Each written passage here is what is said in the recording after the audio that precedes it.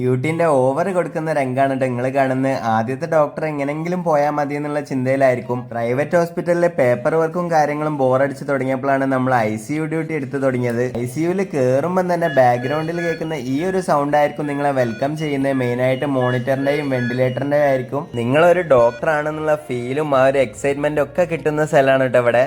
മരണപ്പെട്ടു എന്ന് വിചാരിച്ചവരെ വീണ്ടും ജീവിതത്തിലേക്ക് തിരിച്ചു കൊണ്ടുവരുന്ന സ്ഥലമാണ്. പ്രധാനമായിട്ടും നമ്മളെ ജോലി എന്നുള്ളത് മോണിറ്ററിംഗ് ആണ്. ഓരോ പേഷ്യന്റിനും ഓരോ സിസ്റ്റർമാരുണ്ടെങ്കിലും നമ്മളെല്ലാരും കോർഡിനേറ്റ് ചെയ്യണം. ഓരോ പേഷ്യൻസിനെയും നോക്കിയിട്ട് നമ്മൾ അടുത്ത സ്റ്റെപ്പ് പ്ലാൻ ചെയ്യണം. പ്രധാനമായിട്ടും റെസ്പിറേറ്ററി ഫെയിലിയർ ആയവരും കാർഡിയാക് ഫെയിലിയർ ആയവരും ഒക്കെയാണ് ഉണ്ടാവുക. മെഡിക്കൽ ഓഫീസറായിട്ട് നമ്മൾ ഒറ്റയ്ക്ക് ICU മാനേജ് ചെയ്യണമെന്നില്ല. നമുക്ക് സ്പെഷ്യലിസ്റ്റും ബാക്കി ടീമും ഒക്കെ ഉണ്ടാവും. പക്ഷെങ്കിൽ പെട്ടെന്ന് ഒരു കാർഡിയാക് അറസ്റ്റോ റെസ്പിറേറ്ററി ഫെയിലിയറോ ഉണ്ടായാലും നമ്മളായിരിക്കും പെട്ടെന്ന് ആക്ട് ചെയ്യേണ്ടത്. സർവൈവലിന്റെ കഥകൾ മാത്രമല്ല ICUവിൽ പറയാനുണ്ടാവുക. ഇത് നിമിഷം നമുക്ക് ഡെത്തിനെ കൂടി എക്സ്പെക്ട് ചെയ്യാം. ഹോസ്പിറ്റലിൽ നമുക്ക് ICU ഡ്യൂട്ടി കിട്ടണമെങ്കിൽ മിനിമം കുറച്ച് സ്കില്ലെങ്കിലും വേണ്ടിവരും. ABGയും ECGയും ഒക്കെ. ICU ഡ്യൂട്ടി എന്ന് കേൾക്കുമ്പോൾ തന്നെ പേടിക്കുന്നവരാണോ നിങ്ങൾ? അങ്ങനെയുള്ളവരാണെങ്കിൽ നിങ്ങൾ ജസ്റ്റ് പേജ് ഒന്ന് ഫോളോ ചെയ്ത് വെച്ചോളി. ബാക്കി വ്ളോഗിൽ നമ്മൾ ഓരോ കേസ് ഡിസ്കസ് ചെയ്യുന്നതായിരിക്കും.